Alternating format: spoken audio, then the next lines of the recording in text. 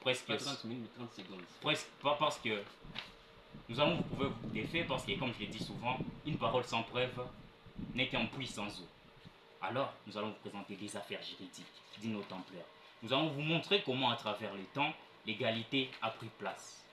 Alors, chers auditeurs et auditrices, vous n'aurez qu'à suivre les personnes qui parleront sans preuve. Et sachez que s'ils n'ont pas de preuves, c'est qu'ils mentent. Merci beaucoup.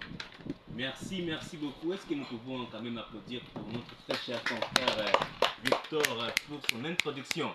En tout cas, nous sentons que ça va chauffer dans ces beaux cadres, dans ce studio de la radio Vision Charles. Nous sentons déjà que les candidats se sont bien préparés.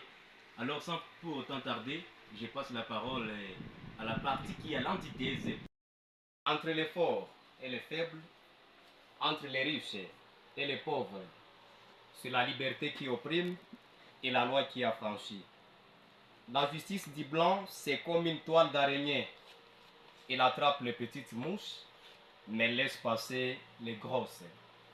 Montesquieu disait dans son ouvrage L'esprit des lois de 1748, je cite, « Il n'y a point de plus cruelle tyrannie que celle qu'on exerce à l'ombre des lois. » Monsieur le Président, Monsieur les modérateurs, chers membres du jury, chers co-débatteurs, auditrices, auditeurs, permettez-moi de vous transmettre mes chaleureuses salutations.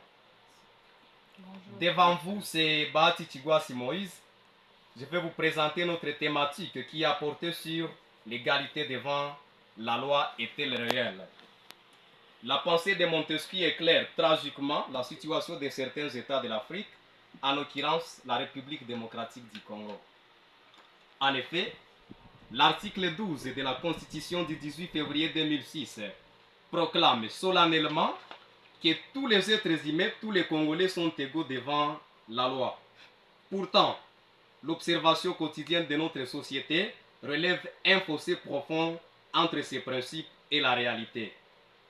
La loi censée être un bouclier pour tous devient une arme contre les faibles et un parapluie pour les puissants. Dès lors, peut-on encore parler de l'égalité devant la loi?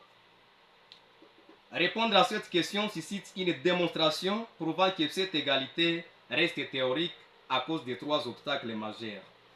L'impunité des dirigeants, les coûts prohibitifs de la justice et la corruption généralisée des tribunaux. J'en ai fini. Merci beaucoup, merci beaucoup. Applaudissons quand même pour lui. Très bien, très bien. Sans pour autant tarder, parce que nous courons derrière.